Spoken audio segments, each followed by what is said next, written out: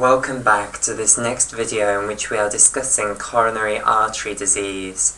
Okay, so we're currently in the process of discussing the treatment for angina pectoris, and we've now so far been through the drug treatment for angina pectoris, and we've seen that we can split the drugs used in people with stable angina into three categories. The drugs that are going to have an anti-atherosclerotic effect, which is principally the statins, and that's designed to prevent the atherosclerotic disease getting any worse.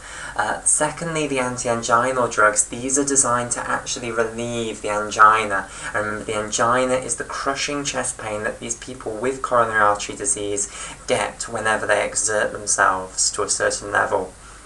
And then finally, there are the anticoagulant drugs, which are designed to prevent people with stable angina actually suffering from a heart attack, to prevent thrombosis from occurring if an atherosclerotic plaque was to rupture.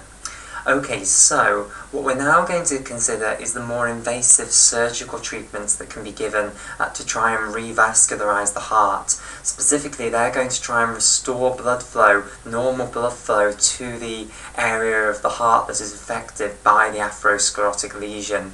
Okay? So there are going to be two forms of this more invasive treatment that I'm going to talk about: percutaneous coronary intervention and coronary artery bypass grafting. And they will be used to try and relieve the symptoms of angina in people whose life quality is really being affected by it. So in people who the anti-anginal drugs are not enough, in people who can't really even walk down the street to the shops, they can't leave their house because the instant they start to do that exercise, they're going to get this crushing chest pain. So in people with severe morbidities because of the coronary artery disease, these are the people who would be considered for more invasive treatments for these revascularization therapies. Okay, so let's begin then with percutaneous coronary intervention. So I'm just going to get a new piece of paper and then we'll begin. Okay, so percutaneous coronary intervention, it's also called angioplasty, and it's abbreviated down to PCI. So this stands for percutaneous, which just means through the skin, and that refers to the fact that all of the surgical access is going to be got by going through the skin. Okay, so in this case, we don't actually need to open up your chest and gain access to your heart. We'll see that in the case of coronary artery bypass grafting, we do need to open up the entire chest wall to gain access to the heart. But in this case, you don't need to do that. It's far less invasive than CABG. Okay, so percutaneous coronary intervention.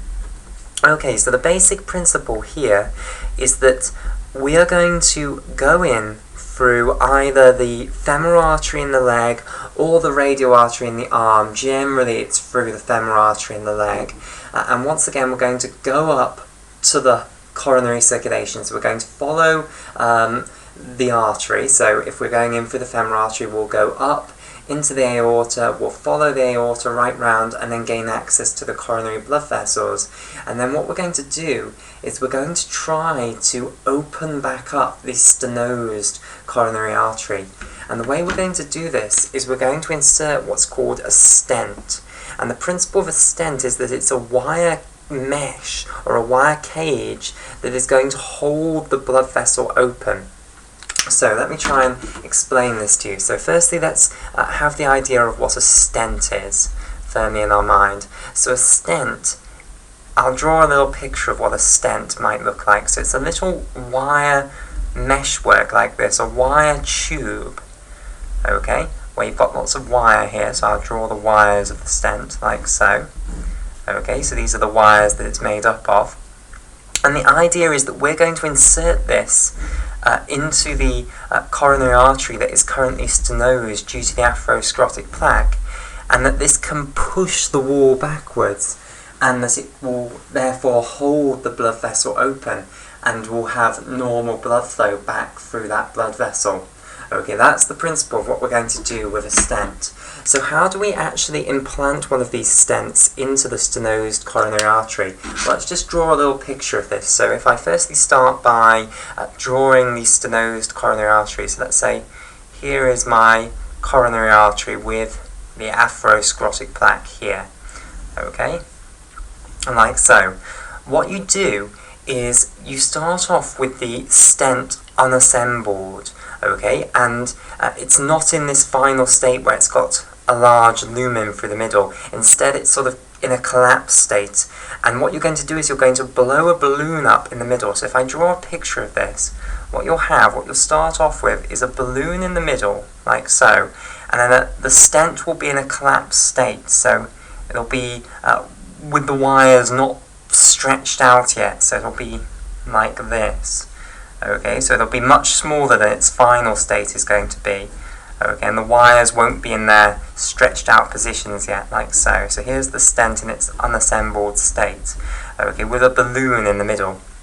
So the basic principle is then that you're going to go in through, let's say, the femoral artery in the leg. You're going to maneuver this thing up to the coronary arteries, okay, whichever coronary artery has actually got this atherosclerotic plaque in, you'll go into that one, you'll go to where the atherosclerotic plaque is, you'll put this in this gap here, and then what you can do is, because this is all connected up to a tube that is operated by the surgeon, they can turn on the blowing machine and air will come in, the balloon will blow up, it will blow the stent up, and the stent will be blown up in this stenosed portion of the coronary artery here, and it will push the atherosclerotic plaque backwards, and it will force the blood vessel open again. So you'll then, after this is completed, what you'll have now is, the principle is, here's the crushed atherosclerotic plaque here, and now what we've got is this stent here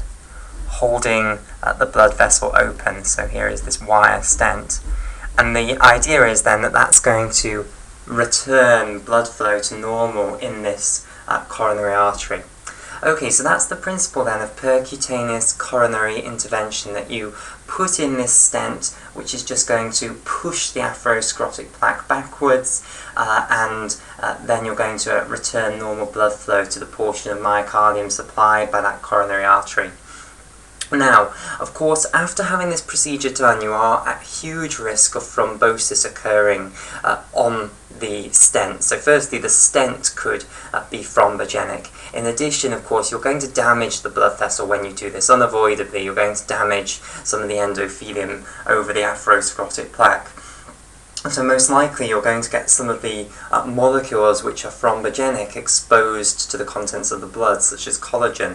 So there is an incredible risk then that thrombosis is going to occur where this is. So people who have had this procedure will be on a lot of anticoagulant therapy, such as the drugs that we've discussed so far, the antiplatelets, aspirin, and the P2Y12 antagonists, clopidogrel, prasugrel, and ticagrelor. Okay, so you'll need to be on anticoagulant therapy after having this done. In addition, what I want to talk about is the fact that we also have drug-eluting stents. I want to mention what is meant by a drug-eluting stent. Okay, so once you've had a stent put in, what happens is the endothelium ends up growing over the stent. So gradually, in the weeks and months following having the stent put in, the stent becomes part of the artery. It will be covered up, basically. The endothelium grows over. So what will end up happening is, initially, if I draw a cross-section of this, initially this is what it will look like. Here is the endothelium, and then you'll have the stent inside here, and I'm just going to add a little bit of colour onto this. Okay, so we'll have from now on the stent represented in blue. So here is a cross-section of the artery wall here, and I'll just colour the edge of the stent in blue here. So here is the stent initially, and then underneath it you've then got the endothelial layer, and then the rest of the artery wall, which I haven't actually drawn on. So this in green is meant to represent the endothelium, and then we'll have the rest of the artery wall here.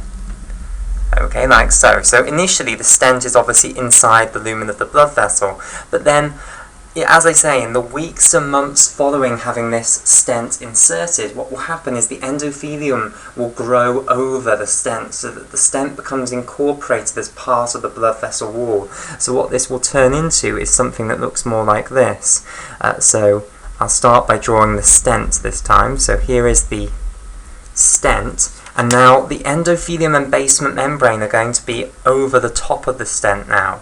Okay, so just to make this more obvious, I'll draw some endothelial cells on here. So let's say that that green line, that was representing the basement membrane, and here are endothelial cells sitting on the basement membrane in the blood vessel. Okay, like so.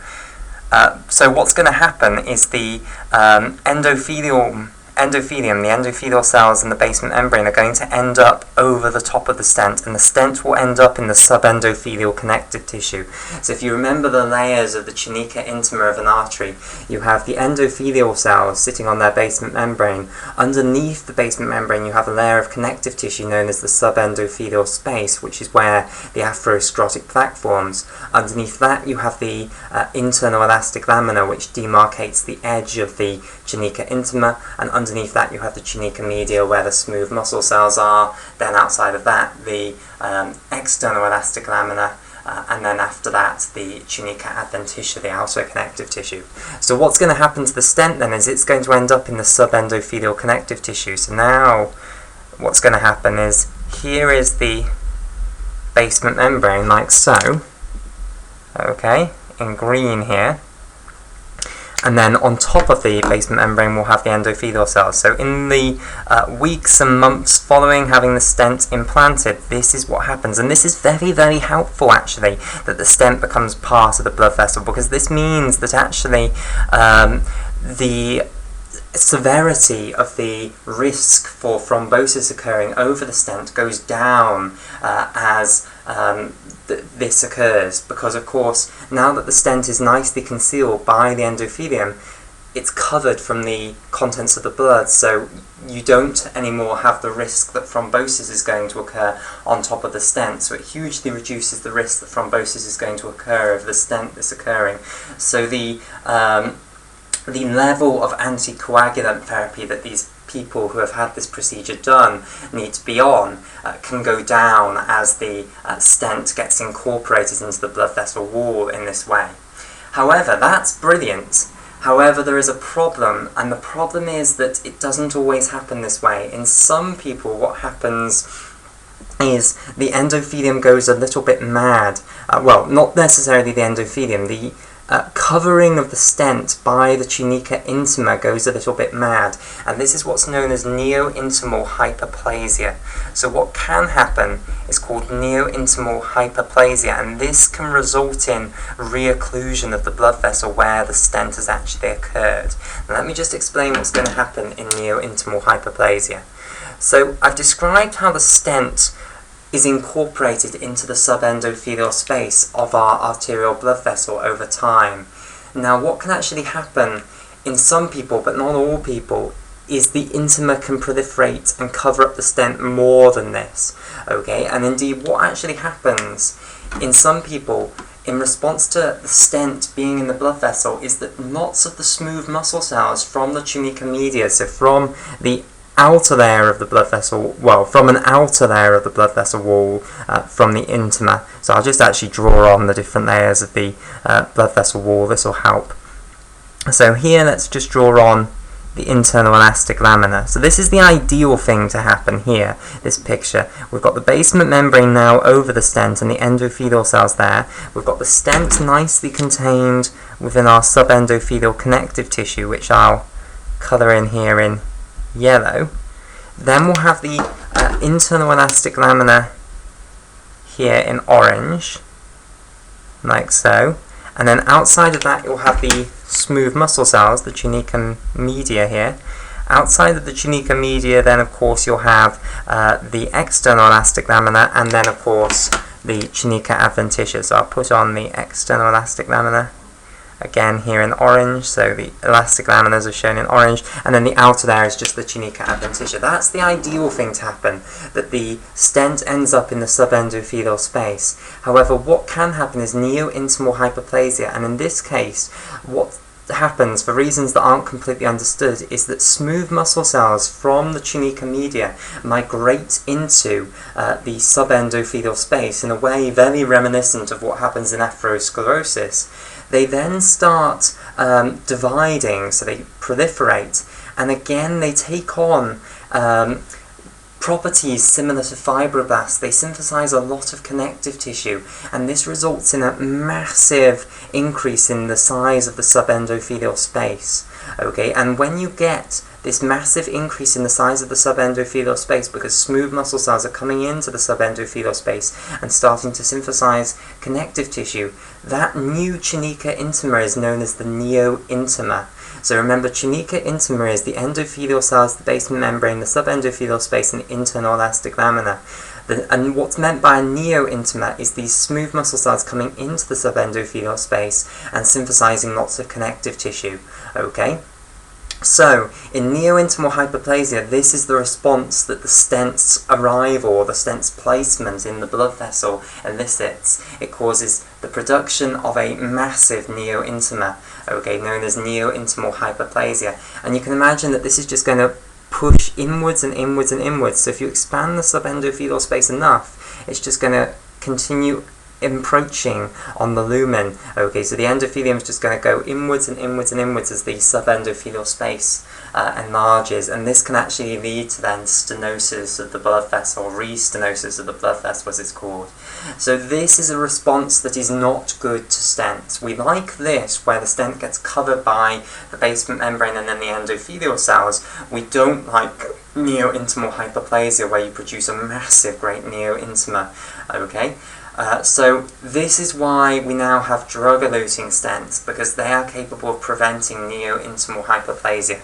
So in a drug-eluting stent, the biological engineers, the bioengineers have got fancy, and they've managed to make the stent out of a special material that over years and years and years will elute incredible drugs, and elute is just a fancy word for give off drugs. Okay, so they can make it out of a special material that will gradually release drug molecules over the years afterwards. And the drugs that they can put into the material which they make these stents out of will be the classical anti-cancer drugs, drugs which prevent cells from dividing. So for instance, a major example is the drug paclitaxel, which is an anti-mitotic. It stops cells dividing. So remember, classical anti-chemotherapy, anti-cancer chemotherapy is very blunt. Cancer is cells dividing too fast. That's the principal property that cancer cells have. Ergo, we will chuck in a drug that blocks all cell division. Okay, so paclitaxel is a classical anti-cancer chemotherapeutic agent, and it stops cells dividing. So the principle, of course, here is that if you have a stent which gradually releases paclitaxel into the arterial blood wall, then that will prevent the vascular smooth muscle cells from dividing, and therefore you'll prevent the production of this neointimal hyperplasia, and therefore you should be able to stop the restenosis. It does work. It does stop neointimal hyperplasia. The problem with these drug-eluting stents is that they also stop the nice stuff. We like the endothelium growing over the stent. We like it when the basement membrane and the endothelial cells end up over the stent. We just don't want the massive expansion of the subendothelial space that occurs in neointimal hyperplasia. Unfortunately, these anti-cancer chemotherapies they also stop the endothelium from growing over the stent, or at least they make it take much longer to do so. So that means that people who have had a drug-eluting stent put in are at risk of thrombosis occurring over that drug-eluting stent for much longer than people who have had a normal stent put in, an old stent put in. Okay, because the endothelium hasn't grown over, or will take much longer to grow over the stent that elutes these chemotherapeutic drugs than it would to grow over a classical stent. Okay, so you remain at high risk of having thrombosis occurring for much longer when you have a drug-eluting stent implanted. Okay, so there's, advantages and disadvantages to both approaches. So that is my summary then of percutaneous coronary intervention, which is a revascularization therapy. And this is the less serious of the two therapies that I'm about to talk about. So I've this one is the one that you'd go to first, and if this one fails, you'd then go to the second one. The reason this is much less serious is because you can do it by going in through the femoral artery, rather than having to have open heart surgery. Okay, so the second revascularization therapy is often abbreviated down to CABG or CABG. Okay, and this stands for Coronary Artery Bypass Grafting. So Coronary Artery Bypass Grafting. And the principle here is that we are going to put in a bypass which will take blood from the aorta and pass it on to the portion of the artery downstream of the blockade. Okay, so we're going to bypass the atherosclerotic plaque. So coronary artery bypass grafting. Okay, right. So firstly, let me draw a picture for the basic concept again to make sure everyone's completely happy with this. So if I draw the aorta here, okay, so let's say this is the aorta, and let's say we've got the left coronary artery coming off here, and let's say it's the left coronary artery that's actually got an atherosclerotic plaque in it. Okay, so let's say this is the, well, let's have it bigger. Here's the atherosclerotic plaque here. The principle then with coronary artery bypass grafting is that we could insert in another blood vessel, like so, which would take blood from the aorta and deliver it to the portion of the coronary artery downstream of where the atherosclerotic lesion is. This is the bypass, and this is the principle then of coronary artery bypass grafting. So this does require open heart surgery, so you do have to cut open the chest wall, they cut down the sternum, and then they open you completely up so that they have a view of the heart, and then they insert in this bypass in this way. Now, what do they actually use for the bypass? What's this made of? Well, you can use artificial arteries. There are materials that you can use for artificial arteries, however it's not the ideal thing to do. The ideal thing that they prefer to use is one of your own blood vessels. So where are they going to find this blood vessel that they can use? Well, what they need to do is they need to find either an artery or a vein that is surplus to requirements, that you don't truly need, and which if you take out you will survive without, and they can use that portion that they've extracted to produce the bypass here. So some of their favourite arteries and veins then to use are the great saphenous vein, the internal thoracic artery, and the radial artery. The great saphenous vein is one that people absolutely love to use, and also the internal thoracic artery, but you can also use the radial artery. So we've seen where the radial artery is. What I do want to just talk about is the great saphenous vein and the internal thoracic artery, and make sure that everyone knows exactly where they are. Okay, so we'll start off with the internal thoracic artery, because the principle here is very similar to the radial artery, and then we'll go on to the great saphenous vein, because there's one thing that you're going to have to remember if you use the great saphenous vein. Okay, so the internal thoracic artery, also known as the internal mammary artery. It used to be known as the internal mammary artery, but a lot of surgeons still refer to it as the internal mammary artery. Okay, so this is an artery that runs underneath your chest bones, on the inside of your chest bones, on the anterior wall of the chest, and it comes off the subclavian arteries. So if I just draw once again the branches, the major branches coming off the aortic arch. So if this is the ascending aorta here, like so, and then the aortic arch, and then the beginning of the descending aorta, then we've got the brachiocephalic artery here, the left common carotid artery here, and the left subclavian artery here. And we know the brachiocephalic artery splits into the right common carotid artery, and then the right subclavian artery, like so. So we've seen all of this before. Now, the internal thoracic artery is a branch coming off the subclavian arteries, and it comes off very early on. So you'll have a right internal thoracic artery coming off the right subclavian artery, and you'll have a left internal thoracic artery coming off the left subclavian artery. Okay, so these two are representing the internal thoracic arteries. Now, where do they run? Well, they run approximately 1 centimetre lateral to the sternum. So if I just draw a little picture of the sternum here, so remember the sternum consists of 3 separate bits, the manubrium and the body and the xiphoid process. So here, this is my picture then for the body of the sternum, and then here we'll have a simple picture of the manubrium of the sternum, and you can feel the sternal angle here on yourself. If you just feel the anterior wall of your chest, you can feel the junction between the body of the sternum and the manubrium above. It's sort of a quite distinctive line, and that's called the sternal angle.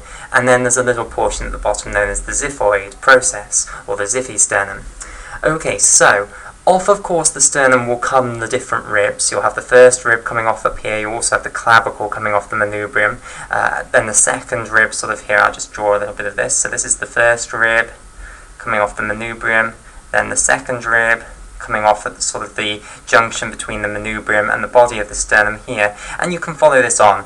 The internal thoracic arteries, or the internal mammary arteries, they are going to run 1 centimetre approximately lateral to the body of the sternum, or to the entire sternum really, like so, on the inside of the chest wall. So underneath the ribs, they're going to run just here. Okay, and this one, of course, will be the right internal thoracic artery, and this one will be the left internal thoracic artery. So I'll colour them in red, like so. Okay, and they aren't absolutely essential. What you can now do, and what surgeons indeed do, is they can go in, they're going to cut open the chest wall anyway, so this one's very nice and close to where they are going anyway. So they can then cut a little portion of this out. God only knows what they do with the free edges. I presume they just attach them onto some other blood vessel. But they cut a little portion out of this, and then they can use that portion for the bypass here. Okay, so that's the internal thoracic artery, and as I say, I've never done or watched one of these processes, so I don't actually know what they do with the free edges. I would presume that when they've got a free edge like this, if they've cut this portion out, I would presume that they just attach this free edge onto some other arterial blood vessel that's nearby, and the same with this one here. Okay, so that's an option then that they can use for the bypass. The other thing that they can use is the radial artery. That's another artery that they can use, and we've been through where that is. It's the same principle. You just cut a little portion out, then you'll have to attach the free edges to something, I presume just to another artery that's nearby, but it's the same principle here. Now let's talk about using the great saphenous vein, because there is one important point that differs if we're going to use a vein, which is that you have to be aware that if you're using a vein, there are going to be valves in that vein that allow blood to move in only one direction, and that means that it's going to be extremely important to turn the vein around so that the valves are going to allow blood to flow in the correct direction. Okay, because obviously you want blood to flow from the aorta to here, so you have to make sure the valves are in the correct direction if you're going to use a vein. And the main vein that they like to use is the great saphenous vein, which is often abbreviated down to the GSV, and I'm just going to make sure that everyone's aware of where the great saphenous vein is. So the great saphenous vein is a nice superficial vein that is very, very long in the legs, okay? Or the lower limb, if I'm being completely correct. So it starts in the foot from the dorsal venous arch of the foot. So if I draw a little picture of this, so let's say here is your foot, and I haven't put much detail into your foot, and let's say this is going to be your right lower limb, so this is your right foot, and then we've got your right leg here, like so, and then your knee will be here, like so, and then above that you'll have your right thigh, like so. Okay, it's just a basic picture. Here is the medial malleolus, which is the bony process that you can feel on the medial side that is part of the tibia. In your foot, there is a venous system known as the dorsal venous arch of the foot, which looks like this. Okay, and on both sides of the dorsal venous arch of the foot, you're going to have large veins coming off. On the medial side, you're going to have the great saphenous vein, and on the other side, you're going to have the lesser saphenous vein, which we're not going to talk about. So we're just going to look at the medial side then. But firstly, let me just write down that this is called the dorsal venous arch of the foot. Okay, so this is the dorsal venous arch of the foot. Okay, so on the medial side here, the dorsal venous arch of the foot is going to give rise to the great saphenous vein, which is going to go anterior to the medial malleolus, that bony process that you can feel in your ankle here.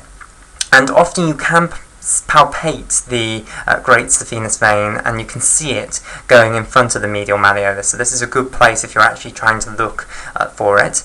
Then it will go up the leg here, like so, and then into the thigh, and it passes very superficial in the thigh here, and then up at the top of the thigh it's then going to drain into the femoral vein, the common femoral vein, which will then become the external iliac vein, which will then join into the common iliac vein, and then into the inferior vena cava. So the venous system beautifully mirrors the arterial system. So here is the inferior venous cava. That's created by the right and left common iliac veins, which themselves are created by the external and internal iliac veins, and then the external iliac vein that comes, well, it's the same thing as the common femoral vein once it's passed underneath the inguinal ligament. So it's exactly the same as the arterial system, just it's going in the opposite direction. And indeed, the great saphenous vein is going to drain into the common femoral veins. If I just label a few of these up, this is the inferior vena cava here, which will go back up and drain into the right heart. This here is the right common iliac vein. Okay, just like we saw the right common iliac artery in the case of the arterial system. This will then be the external iliac vein, in this case the right external iliac vein. So this is the external iliac vein, and then it's continuous with the common femoral vein here. And this is the vein which the great saphenous vein is going to drain into. Okay, so again what you can do is you can make an incision generally in the thigh, and they can take a little portion of the great saphenous vein.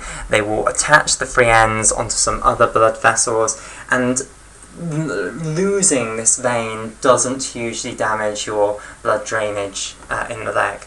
Now the important thing to remember then is that you will have valves ensuring that blood can only flow in this direction, and that means that when you use this as your bypass, you're going to have to make sure that the valves are in the correct direction to allow blood to flow in this way. So you're going to have to make sure that you orient the vein which you're using as your bypass here in the correct orientation. Okay, right, so that is coronary artery bypass grafting, the basic principle of it discussed there. And as I say, this is a severe treatment. It's very invasive. It does require open heart surgery, which of course comes with severe risks. But it is very effective at revascularizing the heart, and it does generally have very good effects on the angina. So people who have had this done will find that their quality of life does improve hugely. We'll have a break here, and in the next video what we'll talk about next is how you would treat someone who has just suffered and survived a myocardial infarction.